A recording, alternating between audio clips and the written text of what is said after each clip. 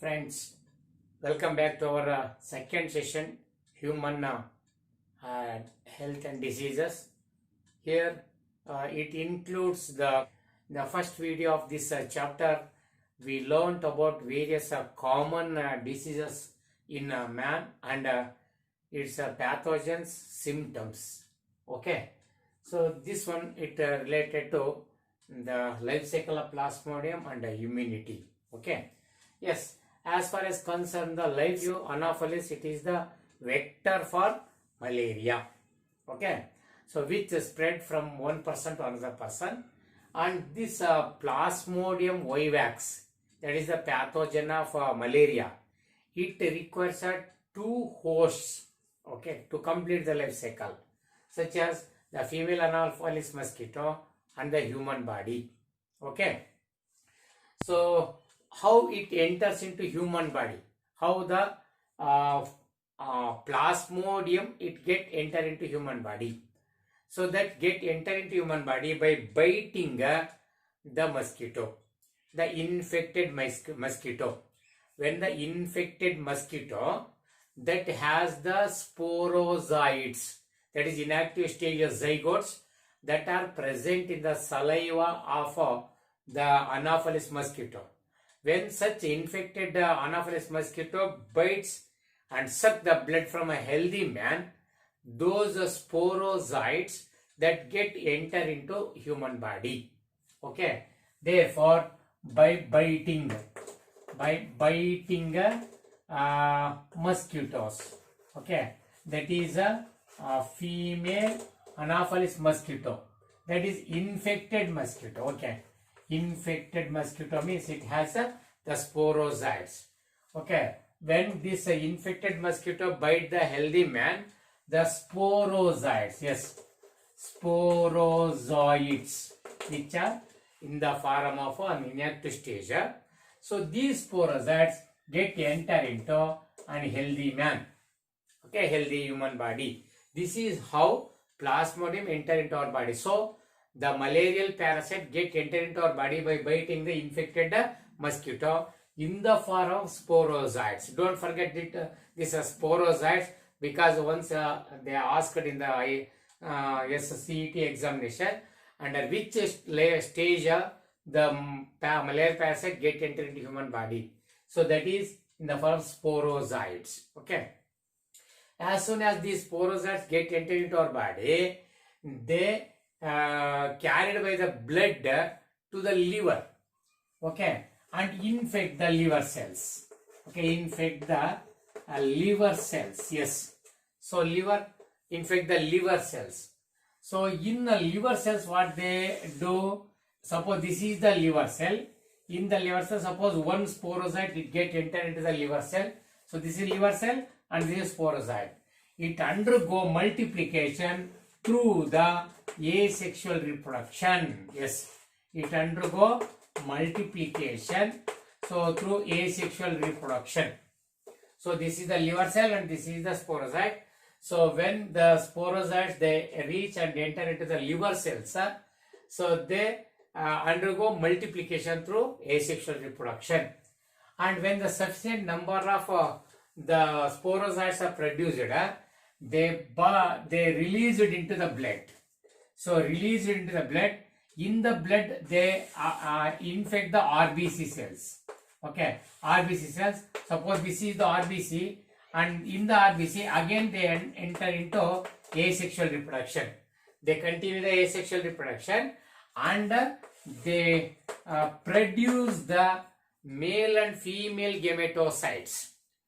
In RBC cells, after the sufficient number of sporozoites through the asexual reproduction, they generate the sporozoites, male and female sporozoites. Sorry, male and female gametocytes. These male and female gametocytes, they rupture the RBC and they get released. Okay, they rupture and they get released into the blood.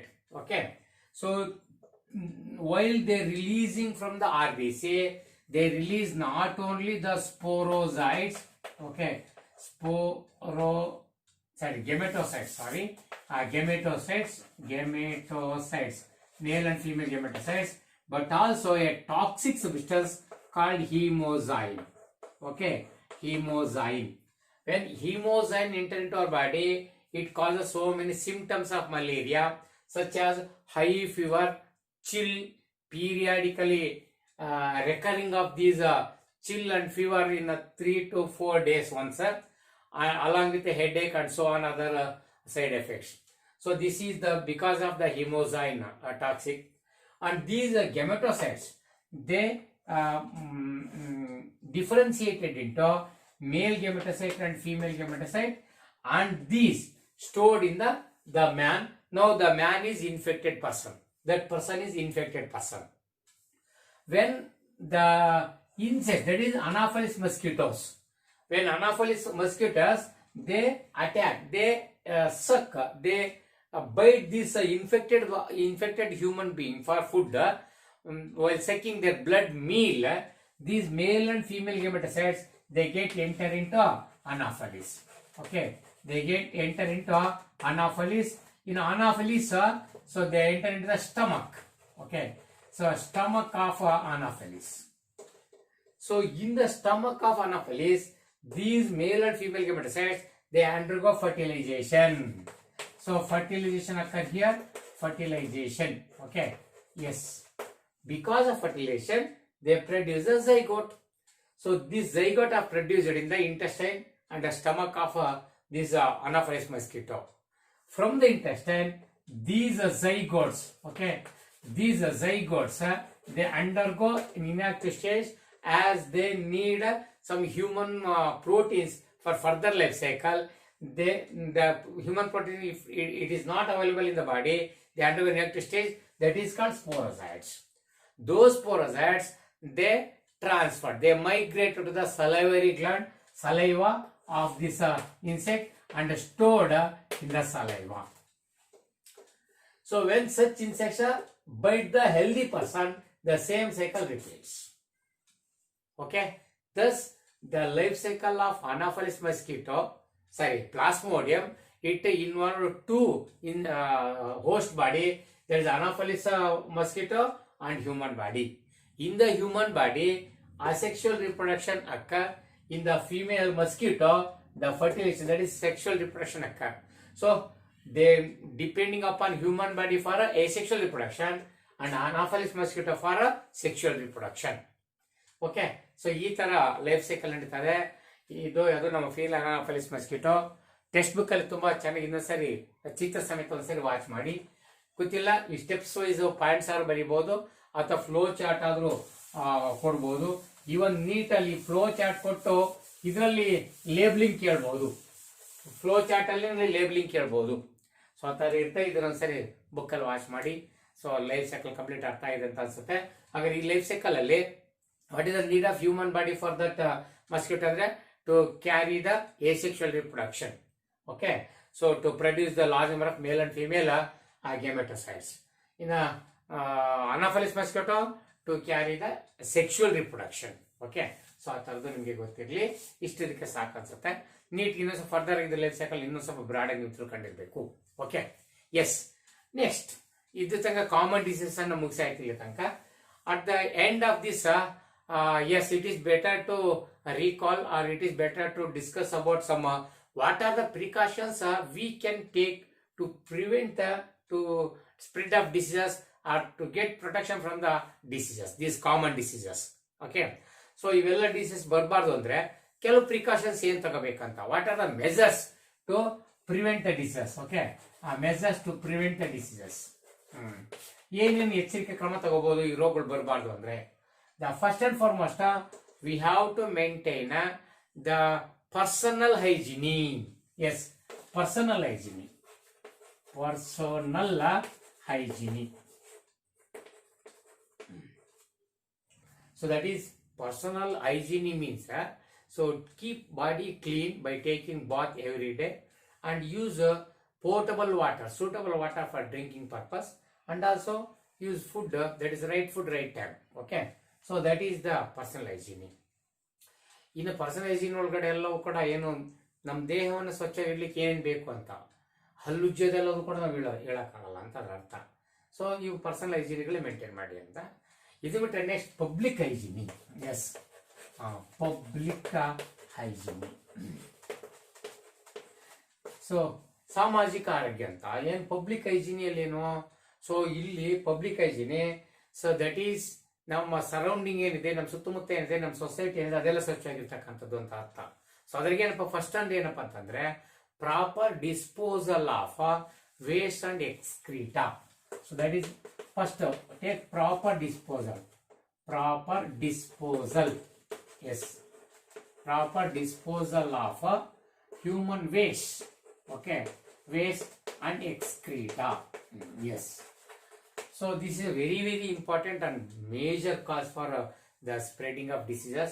So waste, various wastes that are created, generated in house, so industries, so public place, etc., etc. Those are all waste should be scientifically treated. Okay, they should be disposed in proper way. So that is the one. And then excreta, human excreta. So human fecal matter, it is also should be disposed in a proper way. Okay, that is important thing. So adu one important. Next adan bitre yes, periodical cleaning of especially our water storage. Okay, periodical cleaning of water reservoirs. Okay, water reservoirs. And then the coolers, etc. Okay. So ನೋಡಿ, water cooler ಅಥವಾ ಏನು ನೀರಿನ ತೊಟ್ಟಿ ಇದೆಯೋ, ಸಿಂಟೆಕ್ಸ್ ಇದೆಯೋ, ಅವನ್ನ ಆಗಾಗ ಸ್ವಚ್ಛ ಮಾಡ್ತಿರ್ಬೇಕು, ಸ್ವಚ್ಛ ಕ್ಲೀನಾಗಿ ಇಟ್ಟಿರ್ಬೇಕು. ನೀರನ್ನ ಯಾವ ಥರ ನಮ್ಮ ಏನು ಫಿಲ್ಟರ್ನ ಬಳಸ್ಕೊಂಡಿದ್ದೀರೋ, ವಾಟರ್ ಟ್ಯಾಂಕ್ ಬಳಸ್ಕೊಂಡಿದ್ದೀರೋ ಅವೆಲ್ಲನೂ ಕೂಡ ಸ್ವಚ್ಛವಾಗಿ ಮೇಂಟೈನ್ ಮಾಡಬೇಕು. That is a periodical cleaning ಅಂತ ಅದೊಂದು. And next one controlling the mosquitoes. That is a great job. Okay, so controlling mosquitoes. Mosquitoes. Okay, how? By avoiding the mosquito breeding site. Okay, so mosquito breeding places idavalla avu. So by destroying the breeding places ಎಲ್ಲಿ ಅವು ಮಸ್ಕಿಟೋಗಳು ಬದುಕಿ ಉಳಿತಾವೆ ಅಥವಾ life cycle ನಡೆಸ್ತವೆ, ಎಲ್ಲಿ ಮೊಟ್ಟೆ ಇಡ್ತವೆ, ಎಲ್ಲಿ larva ಮಾಡ್ತವೆ, ಅದು ಬ್ರೀಡಿಂಗ್ ಪ್ಲೇಸ್. ಆ ಬ್ರೀಡಿಂಗ್ ಪ್ಲೇಸ್ ಅನ್ನು ನಾಶ ಮಾಡೋಕೆ especially stagnant water. Avoid stagnant water. Okay, avoid stagnant water. ಮನೆ ಸುತ್ತಮುತ್ತ ಎಲ್ಲೂ ನೀರು ನಿಲ್ದಂಗೆ ನೋಡು, ಭಾಳ ದಿನ ನೀರು ನಿಂತ್ಕೊಳ್ಬಾರ್ದು. ಸೊ ವಾರಗಟ್ಟಲೆ ನೀರು ನಿಲ್ತಿದ್ರೆ ಅಲ್ಲಿ ಮಸ್ಕಿಟೋ ಬೆಳೀತು ಅಂತಾನೆ ಲೆಕ್ಕ. So avoid the stagnant water. And once again, so clean the coolers. Okay, so coolers etcetera ಅದು ಕೂಡ ಇದು ಸಂಬಂಧಪಟ್ಟಿರ್ತಕ್ಕಂಥದ್ದಲ್ವಾ. ನಿಮ್ಮ ವಾಟರ್ ಕೂಲರ್ ಏನಿದೆಯೋ, ಫಿಲ್ಟರ್ ಏನಿದೆಯೋ, ಅಲ್ಲೆಲ್ಲಿ ಯಾವಾಗಲೂ ನೀರು ಆಡ್ತಿರ್ತವೆ. ಅಲ್ಲಿ ಸುಲಭವಾಗಿ ಇವು ಬ್ರೀಡಿಂಗ್ ಆ್ಯಡ್ ಮಾಡ್ಕೊಂಡಿರ್ತವೆ. ಸೊ ಅದರಿಂದ ಅದನ್ನು ಕೂಡ ಒಂದು ಇಂಪಾರ್ಟೆಂಟ್ ಆಗಿ ನಾವು ಕಂಟ್ರೋಲ್ ಮಾಡಬೇಕಾಗುತ್ತೆ. And also use mosquito nets.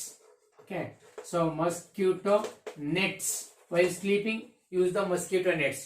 ಸೊಳ್ಳೆ ಪರ್ದೆನ ಬಳಸ್ಕೊಂಡ್ಬೇಕು, ಮಲಗಬೇಕಾದ್ರೆ ಸೊಳ್ಳೆ ಪರ್ದೆನ ಹಾಕೊಂಡು ಮಲಗಬೇಕು ಅಂತ.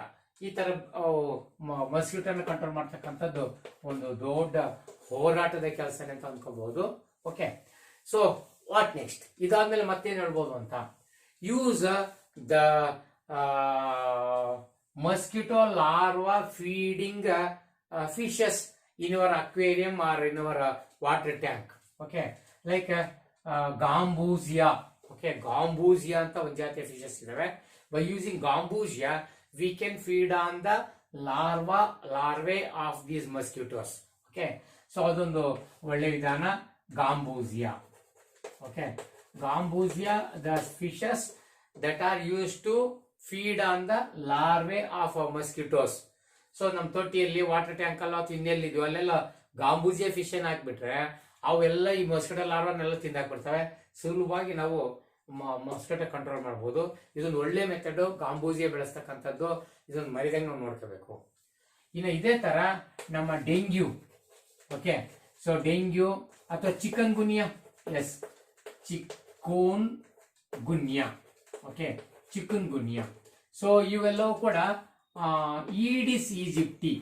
ನೋಡಿ, ಈ ಬೇಕ್ ಬುಕ್ಕಿಗೆ ಈಡಿಸ್ ಹಾಕಿ, ಈಡಿಸ್ ಮಸ್ಕಿಟೋ ಅಂತ. ಈಡಿಸ್ ಮಸ್ಕ್ಯೂಟೋ ಬೇಕಾದ್ರೆ ಈಡಿಸ್ ಈಜಿಪ್ಟಿ ಅಂತ ಪೂರ್ತಿ ಹೆಸರಿದೆ. Okay, dengue, chikungunya which are spread through the mosquitoes Aedes aegypti. So those such are also controlled by spraying. Okay, by spraying the pesticides.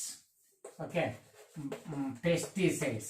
ಎಷ್ಟೆಲ್ಲ ಕೀಟನಾಶಕಗಳನ್ನ ಸಿಂಪಡಿಸೋದ್ರ ಮೂಲಕ ಈ ತರ ಸೊಳ್ಳೆಗಳ ಇಲ್ದಂಗೆ ನೋಡ್ಕೊಂಡ್ಬಿಡ್ಬೋದು. ಸೊ ಹಾಗಾಗಿ ಈಡಿಸ್ ಈಜಿಪ್ಟಿ ಅಂತ ಬಂದ್ರೆ ಡೆಂಗ್ಯೂ ಮತ್ತೆ ಚಿಕನ್ ಗುನ್ಯಾ ಬಂದ್ಬಿಡ್ಬೋದು. ಆಗಿಂದ ಅದನ್ನ ತಡಿಲಿಕ್ಕೆ ನಾವು ಸ್ಪ್ರೇ ಮಾಡ್ಬೇಕಾಗತ್ತೆ ಆಗಾಗ ಅಂತ. And then use mesh. Okay, mesh for windows and doors. Okay, so wherever it is possible. So yes, so install or use the mesh for windows and doors. So these are some of the measures we can take to control the diseases. So ಇದು common general ವಿಷಯ. ಇಲ್ಲಿ gambusia ಮತ್ತೆ chicken ಗುನಿಯಾ ಮತ್ತು ಡೆಂಗ್ಯೂದು ಒಂದ್ಸರಿ ಕೇಳಿದ್ದಾರೆ. ಹಾಗಾಗಿ ಅದ್ರ ಬಗ್ಗೆ ಒಂದಿಷ್ಟು ಐಡಿಯಾ ಇರಬೇಕು ಅನ್ನೋದಕ್ಕೆ ಇಲ್ಲೆಲ್ಲ ನಾವು ಮಾತಾಡಬೇಕು. Yes friends, welcome to the most important area of this human health and disease, that is immunity. Okay, so ನಮ್ಮ ಇಮ್ಯುನಿಟಿಗೆ ಎಂಟ್ರಿ ಆಗೋಣ ಬನ್ನಿ. S, immunity. ಎಸ್, ಸೊ ಇಲ್ಲಿಂದ ನಮಗೆ ಇನ್ನು ಒಂದು ಸ್ಟೆಪ್ ಜಾಸ್ತಿ ಇಂಟ್ರೆಸ್ಟ್ ವಹಿಸಬೇಕಾಗುತ್ತೆ. ನೀವು ಇವಾಗ ಇಮ್ಯುನಿಟಿನ ಸರಿಯಾಗಿ ಅರ್ಥ ಮಾಡ್ಕೋಬೇಕಾಗತ್ತೆ. ಇಲ್ಲಿ ನಾವು ಓದ್ತಿರೋದು ನಮ್ಮ ಯೂನಿಟ್ 8ನೇ ಯೂನಿಟ್ ಇದು, 8ನೇ ಚಾಪ್ಟರ್ 8ನೇ ಯೂನಿಟ್ ಅಲ್ಲಿ so biology in human welfare ಅಂತ ಯೂನಿಟ್ ಇದು. Biology in human welfare. So ಇಷ್ಟೆಲ್ಲ ರೋಗಗಳು ಬರ್ತಾ ಇದಾವಲ್ಲ ನಮಗೆ, ಅಷ್ಟೆಲ್ಲ ರೋಗದಲ್ಲಿ ಮತ್ತೆ ಬಯಾಲಜಿ ಪಾತ್ರ ಏನು, what is the role of our biology ಅಂತ ಇಲ್ಲಿ 8ನೇ ಯೂನಿಟ್ ಇರೋದು. ಅದಕ್ಕಾಗಿ ಈಗ ನಾವು ಬಯಾಲಜಿ ಪಾತ್ರ ಅರ್ಥ ಮಾಡ್ಕೋಬೇಕಂದ್ರೆ ಫಸ್ಟ್ ಇಮ್ಯುನಿಟಿನ ಅರ್ಥ ಮಾಡ್ಕೊಂಡು ಬನ್ನಿ. So immunity, what is this immunity? Okay, immunity ಅಂದ್ರೆ ಏನು ಅಂತ. ಇಮ್ಯುನಿಟಿ ಅಂದ್ರೆ this is the ability. Okay, ನೋಡಿ ability. So ability of our body. Okay, ability of our body. Okay, ability of our body to fight against the pathogens. ನೋಡಿ, so ability of our body ಅಥವಾ ability of an organism ಅಂದ್ಬಿಡಬೇಕಾದ್ರೆ of an organism. Okay, organism to fight. Okay, fight against pathogens to resist diseases. Yes, ನೋಡಿ. So ಈ disease ಅಥವಾ infection ಅನ್ನ ತಡಿಲಿಕ್ಕೆ, ಅದನ್ನ oppose ಮಾಡ್ಲಿಕ್ಕೆ, ಅಂದ್ರೆ ಪ್ಯಾಥೋಜನ್ಗಳ ವಿರುದ್ಧ ನಮ್ಮ ಬಾಡಿ ಹೋರಾಟ ಮಾಡಿ, ಒಂದು ಆರ್ಗ್ಯಾನಿಸಮ್ ರೋಗಾಣುಗಳ ವಿರುದ್ಧ ಹೋರಾಟ ಮಾಡಿ ಇನ್ಫೆಕ್ಷನ್ ಅನ್ನ ವಿರೋಧಿಸ್ತಕ್ಕಂಥ ಪ್ರಾಪರ್ಟಿ ಐತಲ್ಲ, ಆ ಎಬಿಲಿಟಿ ಐತಲ್ಲ, ದಟ್ ಈಸ್ ಕಾಲ್ಡ್ ಇಮ್ಯುನಿಟಿ. ಹಾಗಾದ್ರೆ ಇಮ್ಯುನಿಟಿ ಕಾನ್ಸೆಪ್ಟ್ ಇಲ್ಲಾಂದ್ರೆ ಮುಂದೆ ದೊಡ್ಡದನ್ನು ಅರ್ಥ ಮಾಡ್ಕೊಳಕ್ ಹೋಗ್ತಾ ಇದ್ವಿ. ಈಗಲೇ ನೋಡ್ಕೊಂಬಿಡಿ. It is the ability of an organism to fight against the pathogens to resist the infections. So that is called immunity. Okay, ಹಾಗಾದ್ರೆ ನಮ್ಮ ಬಾಡಿಯಲ್ಲಿ ಒಂದು ಎಬಿಲಿಟಿ ಇದೆ, ಅದು ರೋಗದ ವಿರುದ್ಧ ಹೋರಾಡ್ತೈತೆ ಅಂತ ಹೇಳ್ತೀವಲ್ಲ, ಅದನ್ನ ಅರ್ಥ ಮಾಡ್ಕೊಳ್ಳೋದೇ ನಮಗೆ ಬಹಳಷ್ಟು ಹೋರಾಟ ಕೆಲಸ.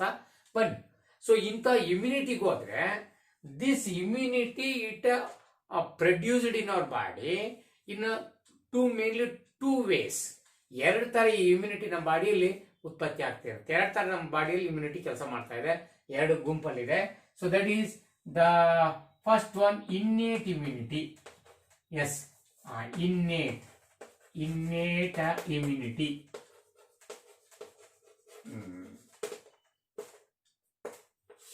ರೋಗ ನಿರೋಧಕ ಸಾಮರ್ಥ್ಯ. Okay, innate immunity, this is the type of immunity that produced in our body at the time of birth. That means the immunity that are produced, that are created, that is present in our body at the time of birth, and it is a non-specific immunity. ಅದಕ್ಕಾಗಿ a type of non-specific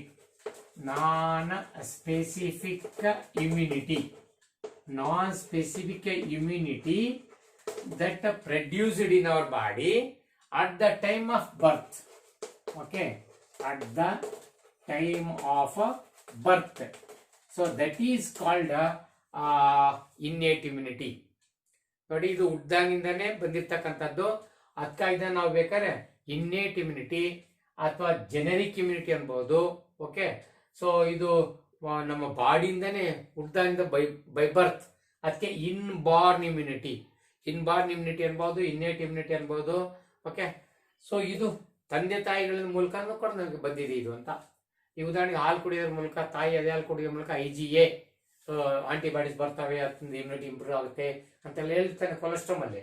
so ಇದೆಲ್ಲದೂ ಕೂಡ ಏನು by birth, at the time of birth ಬರ್ತಕ್ಕಂಥದ್ದು. It is non specific ಅಂದ್ರೆ ಏನು? ನಾನ್ specific ಅಂದ್ರೆ ಇದು ಯಾವುದೋ ಒಂದು ಪರ್ಟಿಕ್ಯುಲರ್ ಪ್ಯಾಥೋಜನ್ ಜೊತೆಗೆ ಫೈಟ್ ಮಾಡೋದು ಅಷ್ಟೇ ಅಲ್ಲ, ಜನರಲ್ ನಮ್ಮ ಬಾಡಿಯಲ್ಲಿ ಅಟ್ಯಾಕ್ ಮಾಡೋದು ಯಾವುದೇ ಪ್ಯಾಥೋಜನ್ ಜೊತೆಗೆ ಫೈಟ್ ಮಾಡುತ್ತಿದ್ದು. Not specific, it is general ಅಂತ. ಅಂದ್ರೆ ನಾನ್ ಸ್ಪೆಸಿಫಿಕ್ ಅಂದ್ರೆ ಒಂದು ಪರ್ಟಿಕ್ಯುಲರ್ ಪ್ಯಾಥೋಜನ್ ಜೊತೆಗೆ ಹೋರಾಡೋದಲ್ಲ, ಬೇರೆ ಬೇರೆ ಪ್ಯಾಥೋಜನ್ಗಳು ಯಾವ ನಮ್ಮ ಬಾಡಿಗೆ ಬಂದು ಇನ್ಫೆಕ್ಷನ್ ಮಾಡಕ್ ಸಾಧ್ಯ ಆಗುತ್ತೋ ಅವರೆಲ್ಲರ ವಿರುದ್ಧ ಫೈಟ್ ಮಾಡುತ್ತಿದ್ದು. ಅದಕ್ಕೆ it is A non specific immunity, A type of non specific immunity that produced in our body at the time of birth, that is called innate immunity. Okay, this immunity protects our body from the pathogens by using the barriers, by creating certain barriers. ಕೆಲವು barriers ಅನ್ನು create ಮಾಡಿ ಇದು ನಮ್ಮ body ಒಳಗೆ pathogen ಬರೋದನ್ನ ತಡೆಯುತ್ತೆ. Barriers means which can prevent the entry of pathogens into our body. So let me show such a 4 types of barriers. 4 types of barriers. Okay, so ಯಾವ 4 ಬ್ಯಾರಿಯರ್ಗಳು pathogen ಹೋಗೋದನ್ನ ತಡಿತಾವ ಅಂದ್ರೆ, number 1 ಮೊದಲನೇದು ಏನಪ್ಪಾ ಅಂದ್ರೆ physical barriers. ನೋಡಿ, physical barriers. So what is this physical barriers? Physical barriers ಅಂದ್ರೆ ಯಾರು? So these are the barriers you're not touch and see, we can touch, we can smell ಅಂತ physical ಅಂತ. ಇಲ್ಲಿ consider the skin. Okay, skin, our entire body it is covered by the skin. So skin, so that skin which surrounded our body, it acts as a good barrier. It prevents the entry of any foreign objects, any foreign bodies into our body. Okay, it prevents the entry of any foreign objects, any foreign particles like pathogens into our body.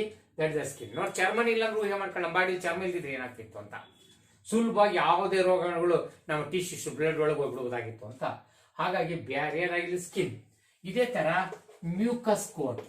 ನೋಡು, mucus coat. So consider the some tract regions. Tract ನಾಳಗಳೇನಿದವಲ್ಲ, ಸೊ ಅಂತ ನಾಳಗಳು ತಗೊಳ್ಳಿ. ಉದಾಹರಣೆಗೆ respiratory tract ಇದೆ, reproductive tract ಇದೆ, urinogenital tract ಇದೆ, ಗ್ಯಾಸ್ಟ್ರೋ ಇಂಟೆಸ್ಟೈನಲ್ ಟ್ರ್ಯಾಕ್ಟ್ ಇದೆ.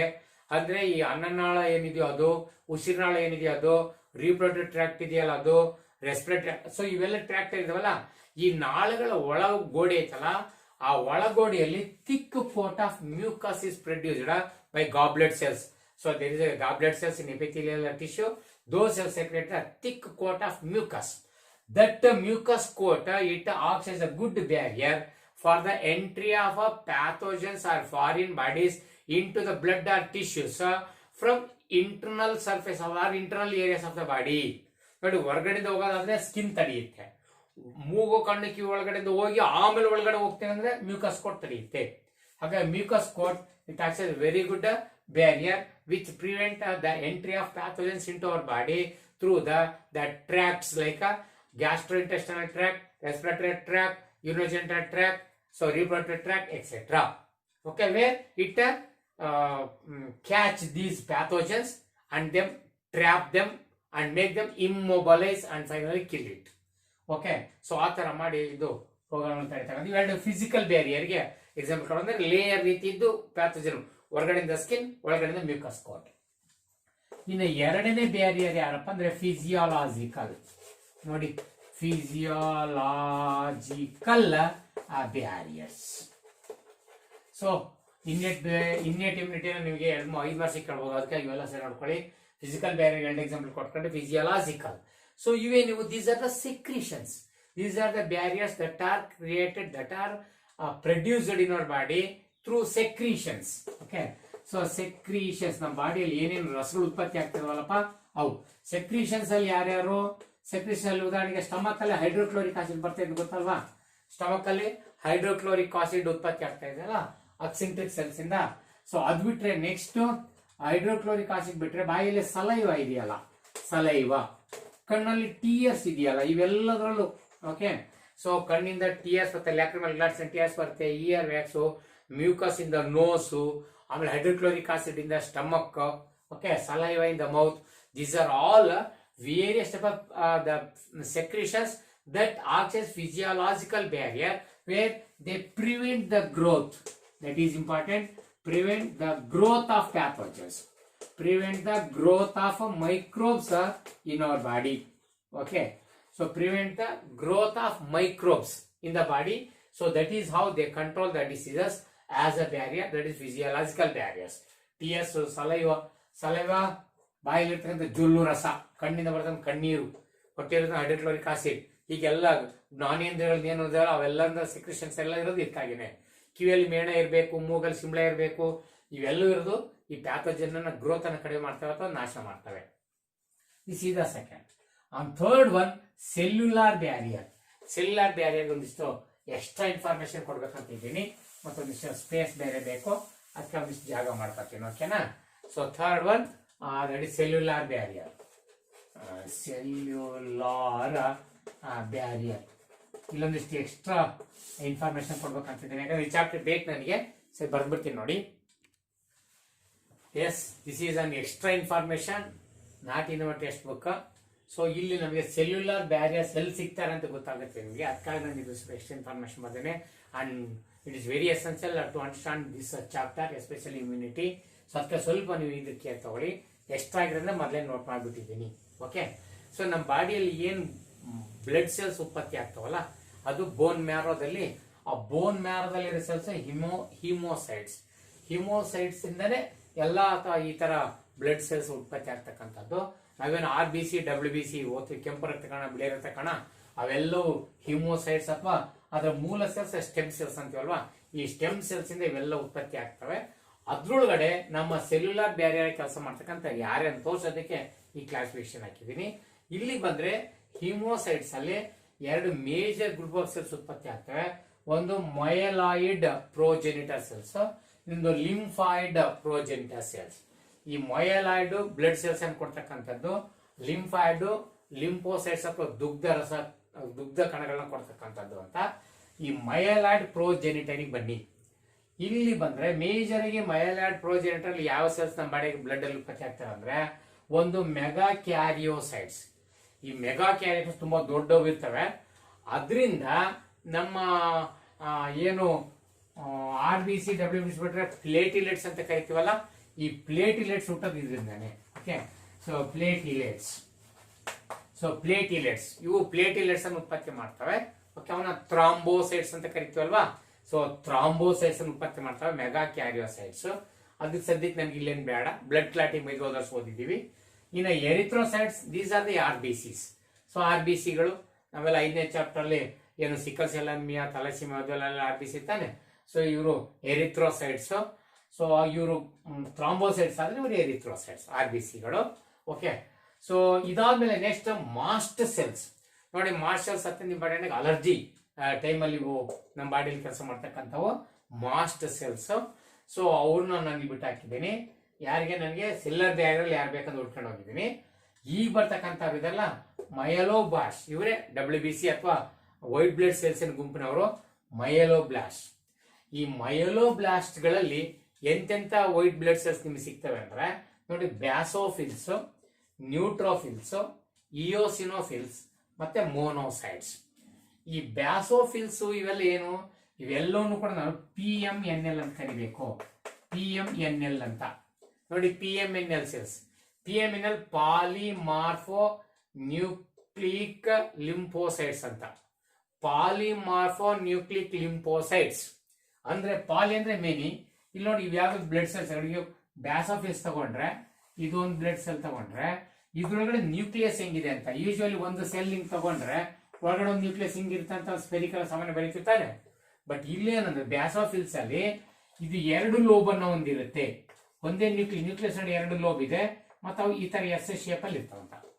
ಇದು ಬ್ಯಾಸೋಫ್ 2 ಲೋಬ್ ಇದೆ ನೋಡಿ. ಪಾಲಿಮಾರ್ಫೋ ನ್ಯೂಕ್ಲಿಯರ್ ಲಿಂಫೋಸೈಟ್ಸ್ ಅಂದ್ರೆ ಇಲ್ಲಿ ಅನೇಕ, ಪಾಲಿ ಮೀನ್ಸ್ ಮೆನಿ ಲೋಬ್ಗಳಿದಾವೆ ಅಂತ ಅರ್ಥ. ಸೊ ಹಾಗಾಗಿ ಬ್ಯಾಸೋಫಿಲ್ಸ್ ಈ ತರ ಇರುತ್ತೆ. ಇನ್ನು ನ್ಯೂಟ್ರೋಫಿಲ್ಸ್ ಬಂದ್ಬಿಟ್ರೆ, ನ್ಯೂಟ್ರೋಫಿಲ್ಸ್ ನೋಡಿ ಇದು 3 to 5 ಲೋಬ್ಸ್ ಇರ್ತಾವಂತ. 3 to 5 ಲೋಬ್ಸ್ ನೋಡಿ ಹೇಗಿರ್ತಂತೀವಿ. ಸೊ ಈ ತರ 3 to 5 ಲೋಬ್ಸ್ ಇರ್ತವೆ ಇದ್ರಾಗೆ. ಇದನ್ನೇ ಪಾಲಿಮಾರ್ಫೋ ನ್ಯೂಕ್ಲಿಯರ್ ಲಿಂಫೋಸೈಟ್ಸ್ ಅಂತ ಕರೀತಾರೆ. ಇದ್ರ ಬುಕ್ಕಲ್ಲಿ ಬಹಳ ಇಂಪಾರ್ಟೆಂಟ್ ಮಾತಾಡಿದ್ರೆ PML ಅಂದ್ರೆ ನ್ಯೂಟ್ರೋಫಿಲ್ಸ್ ಅಂತ. ಯಾಕೆ ಪಾಲಿಮಾರ್ಫೋ ನ್ಯೂಕ್ಲಿಯರ್ ಲಿಂಫೋಸೈಟ್ಸ್ ಅಂತ ನಿಮ್ಗೆ ಗೊತ್ತಾಗಿರ್ಬೇಕು ಈಗ, ಆಯ್ತಲ್ಲ. ಯಾಕಂದ್ರೆ ಇದು ಸೊ ಒಂದಕ್ಕಿಂತ ಜಾಸ್ತಿ ಲೋಬ್ಗಳನ್ನ ನ್ಯೂಕ್ಲಿಯಸ್ ಇದು ಲೋಬ್ಗಳು ಅಷ್ಟಿದಾವೆ. ಹಾಗಾಗಿ ಇಯೋಸಿನೋಫಿಲ್ಸ್ ಬನ್ನಿ, ಅದ್ರಲ್ಲಿ ನೋಡಿ ಒಂಥರ ಹೆಡ್ಫೋನ್ ಹಾಕತ್ತೀವಲ್ಲ, ಹೆಡ್ಫೋನ್ ಆ ತರ ಇದೆ ನ್ಯೂಕ್ಲಿಯಸ್. ಈ ತರ ಹೆಡ್ಫೋನ್ ತರ ಇರ್ತದೆ ಇಯೋಸಿನೋಫಿಲ್, ಇಯರ್ಫೋನ್ ಇದ್ದಂಗೆ ಅಂತ. ಓಕೆ, ಸೊ ಇಯೋಸಿನೋಫಿಲ್, ನ್ಯೂಟ್ರೋಫಿಲ್, ಬ್ಯಾಸೋಫಿಲ್ ಇವೆಲ್ಲವೂ ಮೈಲೋಬ್ಲಾಸ್ಟ್ ಅಥವಾ ನಮ್ಮ WBC ಬರ್ತಕ್ಕಂಥ ಗುಂಪುಗಳಲ್ಲಿ. ಇನ್ನು ಇದ್ಬಿಟ್ರೆ ಮೋನೋಸೈಟ್ಸ್ ಹಾಫ್ ಮೂನ್ ಶೇಪ್ ಅಲ್ಲಿ ನ್ಯೂಕ್ಲಿಯಸ್ ಇರ್ತದ್ರಾಗೆ, ಅಥವಾ ಬೇಡ ಅಂದ್ರೆ ಕಿಡ್ನಿ ಶೇಪ್ ಇರ್ತವೆ ಅಂತ ಅನ್ಕೋಬೇಕಾರೆ. ಇವು ಇರ್ತಕ್ಕಂಥ ಮೋನೋಸೈಟ್ಸ್ ಏನಿದಾವ ಇವು ಟಿಶ್ಯೂಸ್ ಅಲ್ಲಿ ಇರ್ತವೆ. ಟಿಶ್ಯೂಸ್ ಅಲ್ಲಿ ಇವು ಡಿಫ್ರೆನ್ಸಿಯೇಷನ್ ಆದ್ಮೇಲೆ ಮ್ಯಾಕ್ರೋಫೇಸ್ ಅನ್ನೋದು. ಮೋನೋಸೈಟ್ಸ್ ಡಿಫ್ರೆನ್ಸಿಯೇಷನ್ ಬ್ಲಡ್ ಬರ್ತವೆ, ಬ್ಲಡ್ ಅಲ್ಲಿ ಮ್ಯಾಕ್ರೋಫೇಸ್ ಅಂತ ಕರಿತೀವಿ. So these are the myeloblast. ಇದನ್ನ ಬಿಟ್ಟರೆ ನೆಕ್ಸ್ಟ್ ಲಿಂಫಾಯ್ಡ್ ಪ್ರೋಜೆನಿಟರಿ ಬನ್ನಿ. ಈ ಗ್ರೂಪಿನ ಬೋನ್ ಮ್ಯಾರದಲ್ಲಿ ಅಥವಾ ಹಿಮಾಟೋಸೈಟ್ಸ್ ಗಳಲ್ಲಿ ಯಾರು ಬರ್ತಾರೆ ಅಂದ್ರೆ, ಸೊ ಇಲ್ಲಿ ಲಾರ್ಜ್ ಗ್ರಾನ್ಯುಲರ್ ಲಿಂಫೋಸೈಟ್ಸ್ ಅಂದ್ರೆ ಇದು ಲಾರ್ಜ್ ಗ್ರಾನ್ಯುಲರ್ ಅಂದ್ರೆ ಈ ತರ ದೊಡ್ಡ ಒಳಗಡೆ ಕಣಗಳ ತರ ಗ್ರಾನ್ಯೂಲ್ಸ್ ದೊಡ್ಡವಿರ್ಬೇಕು. ಈ ತರ ಲಾರ್ಜ್ ಗ್ರಾನ್ಯುಲರ್ ಲಿಂಫೋಸೈಟ್ಸ್ ಆಗ್ತವೆ. ಅವನ ನ್ಯಾಚುರಲ್ ಕಿಲ್ಲರ್ ಸೆಲ್ಸ್ ನೋಡಿ, ನ್ಯಾಚುರಲ್ ಕಿಲ್ಲರ್ ಸೆಲ್ಸ್ ಅಂತ ಕರೀತಾರೆ. ಇನ್ನ ಸ್ಮಾಲರ್ ಲಿಂಫೋಸೈಟ್ಸ್ ಬರ್ತವೆ. ಸ್ಮಾಲ್ ಲಿಂಫೋಸೈಟ್ಸ್ ಬಂದ್ರೆ ಟಿ ಲಿಂಫೋಸೈಟ್ಸ್, ಬಿ ಲಿಂಫೋಸೈಟ್ಸ್. ಈಗ ನಾನು ಅಕ್ವೈರ್ಡ್ ಇಮ್ಯುನಿಟಿ, ಇನ್ನೇಟ್ ಇಮ್ಯುನಿಟಿ ಆದ್ರೆ ನೆಕ್ಸ್ಟ್ ಹೋಗೋದು ಅಕ್ವೈರ್ಡ್ ಇಮ್ಯುನಿಟಿ. ಅಕ್ವೈರ್ಡ್ ಇಮ್ಯುನಿಟಿ ಇದ್ರ ಬಗ್ಗೆ ಮಾತಾಡ್ಬೇಕು ಈಗ. ಹಾಗಾಗಿ ಇದೆಲ್ಲ ಹಾಕಿರೋ ಉದ್ದೇಶ ಅದೇನೆ. ಹಾಗೆ ಟಿ ಲಿಂಫೋಸೈಟ್ಸ್ ಅಥವಾ simple T cells, B lymphocytes ಅಥವಾ ಬಿ ಸೆಲ್ಸ್. ಈ ಬಿ ಲಿಂಫೋಸೈಟ್ಸ್ ಅಲ್ಲಿ ಪ್ಲಾಸ್ಮಾ ಸೆಲ್ಸ್ ಅಂತ ಬರ್ತವೆ. ಸೊ ಇವು ಎಲ್ಲವೂ ಕೂಡ ಇಮ್ಯುನಿಟಿ ಮಾಡ್ತಕ್ಕಂಥ ನಮ್ಮ ಬಾಡಿಯಲ್ಲಿ. ಹಾಗೆ ಸೆಲ್ಯುಲರ್ ಬ್ಯಾರಿಯರ್ ಅಲ್ಲಿ ಇವೆಲ್ಲ ಗೊತ್ತಿದ್ರೆ ಒಂದ್ಸರಿ ಅರ್ಥ ಮಾಡ್ಕೋಬಹುದು ಅಂತ ಅರ್ಥ. ರೆಡಿ ಏನಪ್ಪ? Right. Certain cells they act as barrier in our body by preventing the pathogens or by killing by phagocytosis. Phagocytosis means they engulf the bacteria, engulf the pathogen. By those activities they control the disease. Especially, so here the neutrophils. These are the WBC. WBC like a PMNL. WBC like a PMNL. Example neutrophils ನೋಡಿ. WBC ಅಂದ್ರೆ lympho erythrocytes ಬಿಟ್ರೆ ನಮ್ಮ white blood cells ಏನಿದಾವಲ್ಲ leukocytes. ಸೊ leukocytes WBC ಇದಾವಲ್ಲ, leukocytes ಅಲ್ಲಿ PMNL cells ಅಂದ್ರೆ neutrophils ತರದರು. ಹಾಗೇನೆ ಇದ್ಬಿಟ್ರೆ ಟಿಶ್ಯೂ ಅಲ್ಲಿರೋ ಮೋನೋಸೈಟ್ಸ್ಗಳು. ಇನ್ನ ಬ್ಲಡ್ ಅಲ್ಲಿ ಇರ್ತಕ್ಕಂಥ ಮ್ಯಾಕ್ರೋಫೇಸಸ್ಗಳು.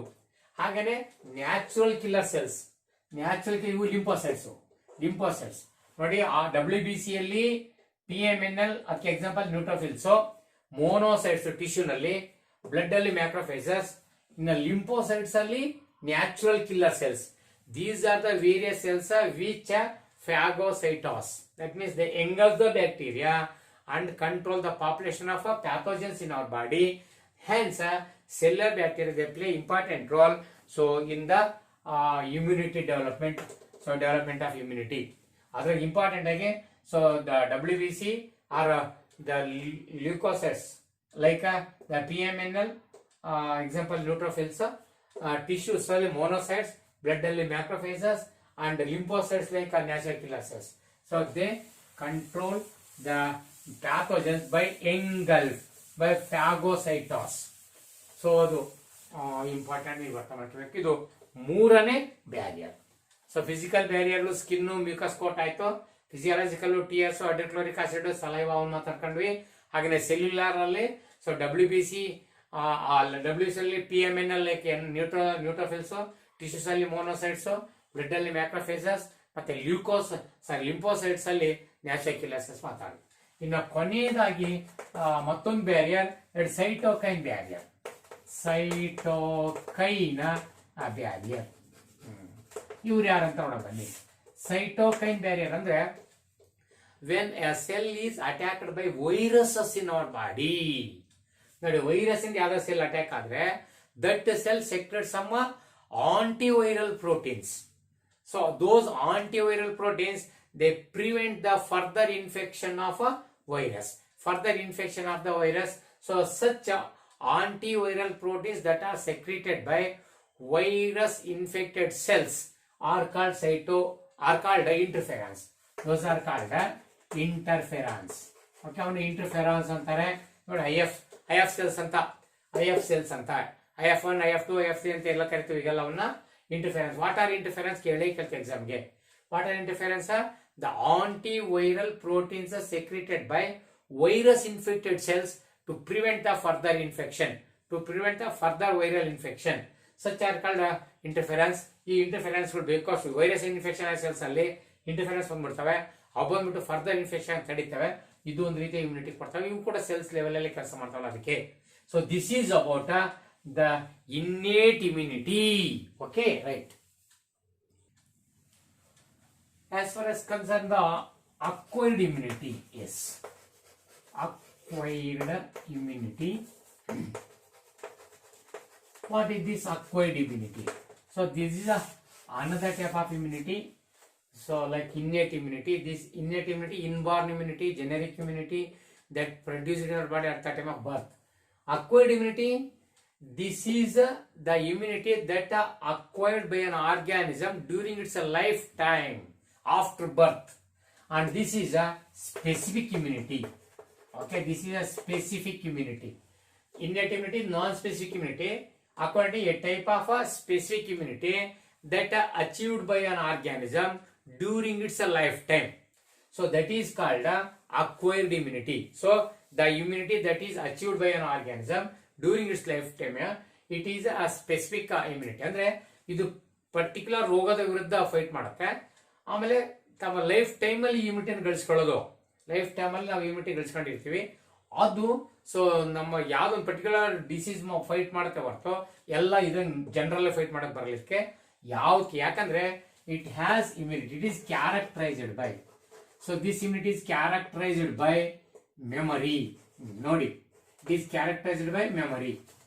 So innate immunity, it is not characterized by memory, but acquired immunity, it is characterized by memory. That means if once an pathogen it get enter into our body, so then that the body prepare to fight against this pathogen, so for first time. So that is called primary response anta.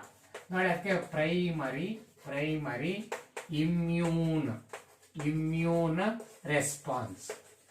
Primary immune response.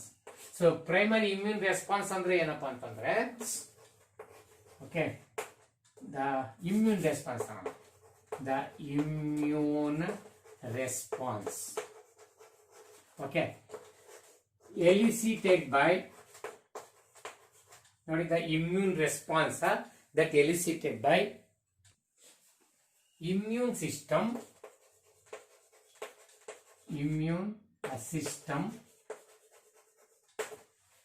when it encounters the pathogen for first time anta. When it encounters foreign body ಅಥವಾ foreign particle ಅಥವಾ body ಅಂತ ಬಿಡೋಣ. Okay, foreign body for first time, is called a primary immune response. So what is primary immune response? ಈಗ ನಾನು acquired immunity ಅಂದ್ರೆ ಅಂತ ಹೇಳಿದ್ರೆ, it is a type of a specific immunity that acquired by an organism during its lifetime. It is characterized by memory. ಅಂದೆ ಏನ್ memory ಅಂದ್ರೆ ಅಂತಾನೆ ಕೇಳಕ್ ಹೋಗ್ತಾ ಇದ್ದೀನಿ. ನೋಡಿ, ಯಾವ್ದಾರ ಒಂದು ಪ್ಯಾಥೋಜನ್ ನಮ್ಮ ಬಾಡಿಗೆ ಫಸ್ಟ್ ಟೈಮ್ ಇನ್ಫೆಕ್ಷನ್ ಮಾಡಿದ್ರೆ, ಫಸ್ಟ್ ಟೈಮ್ ನಮ್ಮ ಬಾಡಿನ ಎನ್ಕೌಂಟರ್ ಮಾಡಿದರೆ, ಆವಾಗ ಅಂತ ಟೈಮಲ್ಲಿ ನಮ್ಮ ಇಮ್ಯೂನ್ ರೆಸ್ಪಾನ್ಸ್ ಏನಿದೆಯಲ್ಲ ಅದು ಎಲಿಸಿಟೇಟ್ ಬೈ ಇಮ್ಯೂನ್ ಸಿಸ್ಟಮ್. ನಮ್ಮ ಇಮ್ಯೂನ್ ಸಿಸ್ಟಮ್ ಒಂದು ರೆಸ್ಪಾನ್ಸ್ ಅನ್ನು ಉತ್ಪತ್ತಿ ಮಾಡುತ್ತೆ ಆ ಪ್ಯಾಥೋಜನ್ ಫೈಟ್ ಮಾಡ್ಲಿಕ್ಕೆ. ಹಾಗೆ ಯಾವ್ದೋ ಒಂದು ಪ್ಯಾಥೋಜನ್ ಫಸ್ಟ್ ಟೈಮ್ ನಮ್ಮ ಬಾಡಿಗೆ ಎಂಟ್ರಿ ಆದ ತಕ್ಷಣ ಅದನ್ನ ಎನ್ಕೌಂಟರ್ ಮಾಡಕ್ಕಾಗಿ ನಮ್ಮ ಇಮ್ಯೂನ್ ರೆಸ್ಪಾನ್ಸ್ ಏನ್ ಉತ್ಪತ್ತಿ ಆಗುತ್ತಲ್ಲ ಅದನ್ನ ಪ್ರೈಮರಿ ರೆಸ್ಪಾನ್ಸ್ ಅನ್ಬೇಕು. ಅಂದ್ರೆ this is the immune response that elicited by immune system when our body encounters the pathogen for first time. So that is the primary response. ಹಾಗಾಗಿ ಪ್ರೈಮರಿ ಇಮ್ಯೂನ್ ರೆಸ್ಪಾನ್ಸ್ ಅಂದ್ರೆ ಯಾವುದೋ ಒಂದು ರೋಗ ನಿಮ್ಮ ಬಾಡಿ ಫಸ್ಟ್ ಎಂಟ್ರಿ ಆದಾಗ ನಮ್ಮ body ವಿರುದ್ಧ ಹೆಂಗ್ ಫೈಟ್ ಮಾಡುತ್ತಲ್ಲ ಅದಕ್ಕೆ ಏನೇನು ರೆಸ್ಪಾನ್ಸ್ ಕೊಡುತ್ತಲ್ಲ ಅದು ಪ್ರೈಮರಿ ರೆಸ್ಪಾನ್ಸ್ ಅಂತ. ಪ್ರೈಮರಿ ರೆಸ್ಪಾನ್ಸ್ ಇದ್ಮೇಲೆ ಮತ್ತೆ ಸೆಕೆಂಡರಿ ರೆಸ್ಪಾನ್ಸ್ ಇರಲೇಬೇಕಲ್ಲ. Secondary immune response. ಸೊ ಹಂಗಾರೆ ಸೆಕೆಂಡರಿ ಇಮ್ಯೂನ್ ರೆಸ್ಪಾನ್ಸ್ ಏನಿದು? ಎಸ್. ಸೊ ಇದು this is the immune response, the response that elicited by immune system when the same pathogen encounters the body second time or subsequent time. ನೋಡಿ, the response, the immune response that elicited by immune system when the same pathogen it encounters the body second time or subsequent time. So that is called secondary immune response ಅಂತ. ಒಂದು pathogen ಯಾವಳು ಸರಿ ಒಂದು pathogen body ಬಂದಿತ್ತು, body ಅದನ್ನ ಎದುರಿಸಿ ಕಳಿಸಿತ್ತು, ಆದ್ಮೇಲೆ second round same pathogen ಬಂತು ಅಂತ ತಿಳ್ಕೊಳ್ಳೋಣ, ಅಥವಾ ಅದ ಥರ್ಡ್ ರೌಂಡ್ ಫೋರ್ತ್ ರೌಂಡ್ ಹಂಗಂದ್ರೆ ಸಬ್ಸಿಕ್ವೆಂಟ್ ಟೈಮಲ್ಲಿ ಮತ್ತೆ ಬಂತು ಅಂತ ತಿಳ್ಕೊಳ್ಳೋಣ. ಆವಾಗ ನಮ್ಮ ಬಾಡಿ ಇಮ್ಯೂನ್ ರೆಸ್ಪಾನ್ಸ್ ಹೆಂಗ್ ಕೊಡುತ್ತೆ ಅಂದ್ರೆ ಅದೆಲ್ಲ ಸೆಕೆಂಡರಿ ರೆಸ್ಪಾನ್ಸ್ ಆಗಿರುತ್ತೆ. ಹಾಗಾಗಿ this is the response that elicited by our immune system on the pathogen that same pathogen that encounters the body so for second time or subsequent time. So that is said to be the secondary immune response. ಅದನ್ನ secondary immune response ಅಂತ ಕರಿಬೇಕು. Response second response difference ಕೇಳಬಹುದಲ್ಲ. Primary response and secondary response difference ಕೇಳಬಹುದು exam ಗೆ. Primary response, the response of our immune system that elicited so in our body when it encountered by a foreign pathogen for first time.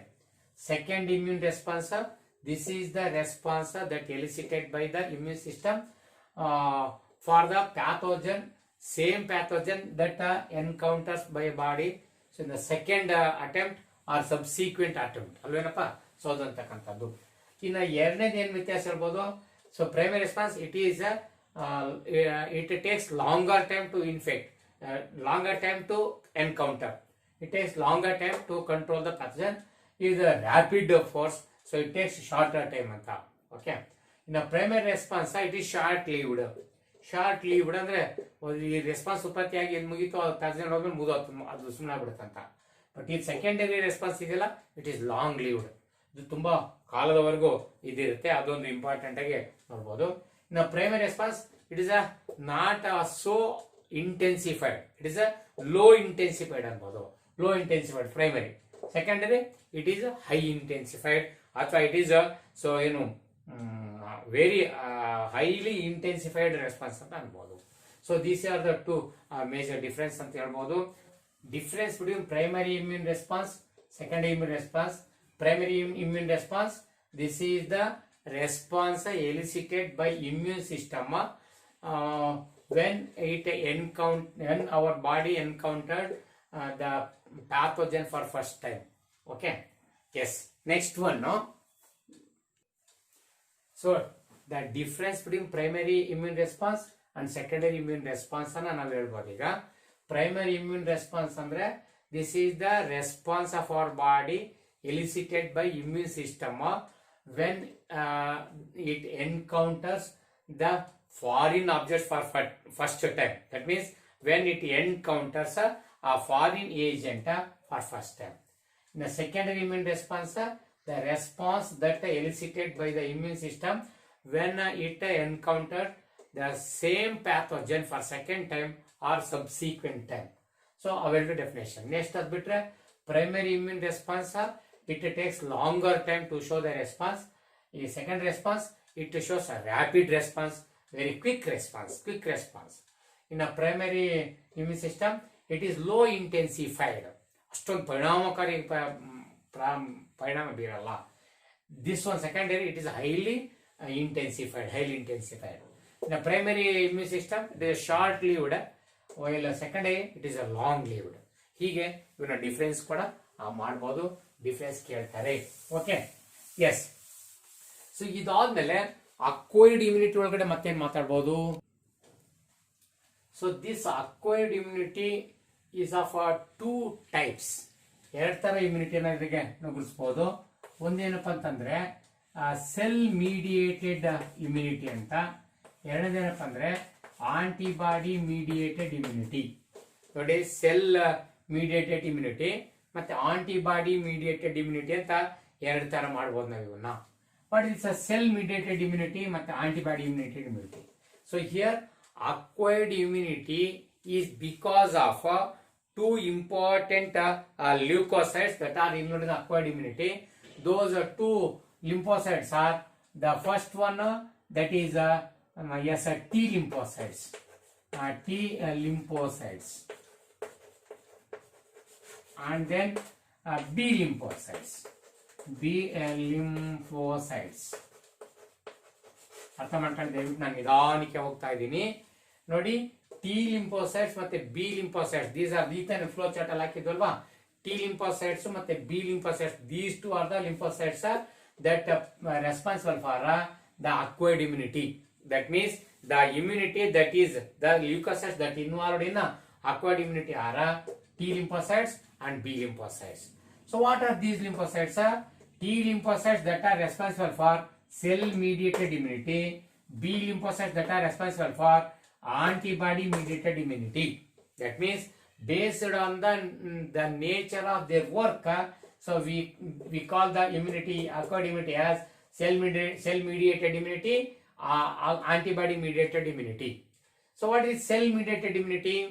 What is cell mediated immunity andre, here the pathogen should enter into the cell and the fighting against the pathogens is carried out by these T lymphocytes within the cell only. Within the cell. ನೋಡಿ, ಪ್ಯಾಥೋಜನ್ಗಳು ಇಲ್ಲಿ foreign ಆಬ್ಜೆಕ್ಟ್ಗಳು cell ಒಳಗಡೆ entry ಆದಾಗ T lymphocytes ಅವ್ರ ವಿರುದ್ಧ fight ಮಾಡ್ತವೆ. ಹಾಗೆ ಅವ್ರ ವಿರುದ್ಧ ಫೈಟ್ ಮಾಡ್ಲಿಕ್ಕೆ ಸೆಲ್ ಒಳಗಡೆ ಮಾತ್ರ ನಡೆಯುತ್ತೆ. ಅದು cell mediated immunity which is developed by T lymphocytes. Antibody mediated immunity ಹಂಗಲ್ಲ. ಬಾಡಿ ಯಾವುದೇ ಭಾಗದಲ್ಲಿ ಇನ್ಫೆಕ್ಷನ್ ಆಗಿರ್ಲಿ, ಬಾಡಿ ಯಾವುದೇ ಭಾಗದಲ್ಲಿ ಪ್ಯಾಥೋಜನ್ ಎಂಟ್ರಿ ಆಗಿರ್ಲಿ, ಅಲ್ಲಿಗೆನೆ ಆಂಟಿಬಾಡಿ ಕಳಿಸ್ಕೊಡೋದು. ಎಲ್ಲಿ ಯುದ್ಧ ನಡೀತೈತೋ ಆ ರಣರ ಭೂಮಿಗೆನೆ ಆಂಟಿಬಾಡಿ ಹೋಗ್ತವೆ. ಇಲ್ಲಿ ಈ ಆಂಟಿಬಾಡಿ ಉತ್ಪತ್ತಿ ಆಗೋದು ಬಿ ಲಿಂಫೋಸೈಟ್ಸ್ ಗಳಲ್ಲಿ. ಅಲ್ಲಿಂದ ಉತ್ಪತ್ತಿ ಆದವು ಸೀದಾ ಎಲ್ಲಿ ಇನ್ಫೆಕ್ಷನ್ ಅಲ್ಲಿಗೆ ಹೋಗಿ ತಲುಪ್ತವೆ ಬ್ಲಡ್ ಸ್ಟ್ರೀಮ್ ಮೂಲಕ ಆ ಟಾರ್ಗೆಟ್ ಆರ್ಗನ್ಗೆ. ಆ ಟಾರ್ಗೆಟ್ ಆರ್ಗನ್ ನಲ್ಲಿ ಪ್ಯಾಥೋಜನ್ ವಿರುದ್ಧ ಫೈಟ್ ಮಾಡ್ತವೆ. ಅದಕ್ಕೆ ಆಂಟಿಬಾಡಿಗಳು ಮೀಡಿಯೇಟ್ ಆಗಿ ಕೆಲಸ ಮಾಡ್ತಿರ್ತವಂತ. ಸೊ ಅದು ಬಿ ಲಿಂಫೋಸೈಟ್ಸ್ ಗಳು ಮಾಡ್ತವೆ. ಇದು ನಿಮ್ಗೆ ಇನ್ನೂ ಚೆನ್ನಾಗಿ ಅರ್ಥ ಆಗ್ಬೇಕಂದ್ರೆ ಇವರಲ್ಲಿ ಇರ್ತಕ್ಕಂಥ ಸೆಲ್ಸ್ ಗಳ ಬಗ್ಗೆ ಅರ್ಥ ಆಗಬೇಕು. ಈ ಬಿ ಲಿಂಫೋಸೈಟ್ಸ್, ಟಿ ಲಿಂಫೋಸೈಟ್ಸ್ ಎಲ್ಲ ಸೆಲ್ಸ್ ಬರ್ಬಿಟ್ಟು ಸೈಡ್ ನೋಡಿ. In case of T lymphocytes, there are 4 types of T lymphocytes.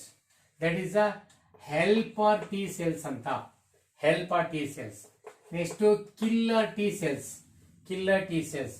Next to suppressor T cells. So suppressor T cells. Next to memory T cells. So these are the 4 type of T lymphocytes in our body. Now B lymphocytes ಬಂದ್ರೆ, so ಇಲ್ಲಿ 2 ಇದಾವೆ. ಒಂದು plasma cells ನೋಡಿ, plasma cells ಬರ್ದಿದ್ವಿ ಆಗ್ಲೇ. Next ಆಗ್ಬಿಟ್ರೆ memory cells ಅಂದ್ರೆ memory B lymphocytes ಅಂತ. ಸೊ ಮೆಮೊರಿ ಸೆಲ್ಸ್ ನೋಡಿ, ಇವು ಟಿ ಲಿಂಫೋಸೈಟ್ಸ್ ಅಲ್ಲಿ ಹೆಲ್ಪರ್ ಟಿ ಸೆಲ್ಸ್ ಅಂತ ಇದಾವೆ, ಕಿಲ್ಲರ್ ಟಿ ಸೆಲ್ಸ್ ಅಂತ ಇದಾವೆ, ಸಪ್ರೆಸರ್ ಟಿ ಸೆಲ್ಸ್ ಇದಾವೆ, ಮೆಮೊರಿ ಟಿ ಸೆಲ್ಸ್ ಇದಾವೆ. ಬಿ ಲಿಂಫೋಸೈಟ್ಸ್ ಅಲ್ಲಿ ಪ್ಲಾಸ್ಮಾ ಸೆಲ್ಸ್ ಇದಾವೆ, ಮೆಮೊರಿ ಸೆಲ್ಸ್ ಇದಾವೆ. ಈ ಪ್ಲಾಸ್ಮಾ ಸೆಲ್ಸ್ ನಮಗೆ ಮುಂದೆ ಆಂಟಿಬಾಡಿ ತಯಾರು ಮಾಡ್ಕೊಡೋರು. Antibody, okay. ಇವು ಆಂಟಿಬಾಡಿ ತಯಾರು ಮಾಡ್ಬೇಕಂದ್ರೆ helper T cells first foreign objects ಅನ್ನ ಪತ್ತೆ ಹಚ್ಚೋದು. ಯಾವುದೇ ಫಾರಿನ್ ಆಬ್ಜೆಕ್ಟ್ ಬರ್ಲಿ, ಹೆಲ್ಪರ್ ಟಿ ಸೆಲ್ಸ್ ಅವನ್ನ ಹಿಂಗ್ ಬಂದಿದೆ, ಈ ತರ ಇದ್ಲಾಗಿದೆ, ಪ್ರಾಬ್ಲಮ್ ಆಗಿದೆ ಅಂತ ಕಂಡಿಡಿಯೋರು ಇವರೇ. ಅಂದ್ರೆ they stimulate the B lymphocytes to produce the antibodies. ನೋಡಿ, helper T cells stimulate the B lymphocytes, that is plasma cells, to release the antibody. So ಯಾಕಂದ್ರೆ ಹೆಲ್ಪರ್ ಟಿ ಸೆಲ್ಸ್ ಫಸ್ಟ್ ಪತ್ತೆ ಹಚ್ಚೋರು. ಅದಕ್ಕಾಗಿ killer T cells they kill the foreign cells, and suppressor they suppress the foreign cells, and then memory they keep the memory. That's all. Acquired memory is character by memory ಅಂದ್ರೆ ಇಲ್ಲೂ memory cells ಇದೆ, ಇಲ್ಲೂ ಕೂಡ memory cells ಇದೆ. ಯಾಕಂದ್ರೆ ಮೆಮೊರಿನ ಉಳಿಸ್ಕೊತವೆ ಅಂತ. ಯಾವುದೇ pathogen secondary ಅಥವಾ ಸಬ್ಸಿಕ್ವೆಂಟ್ ಎನ್ಕೌಂಟರ್ ಆದ್ರೆ ಪತ್ತೆ ಹಚ್ಚಿ ಬೇಗ ಇಮ್ಯೂನ್ ರೆಸ್ಪಾನ್ಸ್ ತೋರಿಸ್ಬಿಡ್ತವೆ ಅಂತ. ಸೊ ಹಾಗಾಗಿ helper T cells they stimulate the plasma B cells to produce the antibodies at the time of infection. Okay, so memory cells memory ಕಾಪಾಡ್ಕೊತವೆ. ಹೀಗಾಗಿ ನೋಡಿ, ಸೆಲ್ ಮೀಡಿಯೇಟೆಡ್ ಇಮ್ಯುನಿಟಿ ಒಳಗಡೆ ಯಾವುದೇ ಪ್ಯಾಥೋಜನ್ ಸೆಲ್ ಒಳಗಡೆ entry ಆದಾಗ ಇವರೆಲ್ಲರೂ ಅದನ್ನ ಫೈಟ್ ಮಾಡಿ ಕಂಟ್ರೋಲ್ ಮಾಡ್ತಾರೆ. ಇನ್ನು ಆಂಟಿಬಾಡಿ ಮಿಡಿಯೇಟೆಡ್ ಅಲ್ಲಿ ಬಿ ಲಿಂಫೋಸೈಟ್ಸ್ ಅಲ್ಲಿ ಪ್ಲಾಸ್ಮಾ ಸೆಲ್ಸ್ ಆಂಟಿಬಾಡಿ ತಯಾರು ಮಾಡಿ ಎಲ್ಲಿ ಇನ್ಫೆಕ್ಷನ್ ಆಯ್ತು ಅಲ್ಲಿಗೆ ಬ್ಲಡ್ ಸ್ಟ್ರೀಮ್ ಮೂಲಕ ಕಳಿಸ್ಕೊಡ್ತವೆ, ಅಲ್ಲಿ ಹೋಗಿ ಇನ್ಫೆಕ್ಷನ್ ಫೈಟಿಂಗ್ ಮಾಡಿ ಅದನ್ನ ಕಂಟ್ರೋಲ್ ಮಾಡ್ತವೆ. ಸೊ ಹಾಗಾಗಿ ಈ CMIA ಬೇರೆ, AMIA ಬೇರೆ. Okay, so this is a very important thing to know about CMI. ಅಂದ್ರೆ there are 2 types of. So ಹಾಗಾಗಿ helper T cells stimulate the B lymphocytes, thereby plasma cells release the antibody ಅಂತ. Killer T cells, these are cytokine cells. So that means which can kill the pathogens within the cell. So that is a killer T cells. That is a cytotoxin. ಇವರು cell ಒಳಗಡೆ ಆ toxin ವಿಷವನ್ನು ಉತ್ಪತ್ತಿ ಮಾಡಿ ಸಾಯಿಸ್ತಾರೆ ಅಂತ. ಇನ್ನು suppressor, they play very important role at the time of organ transplantation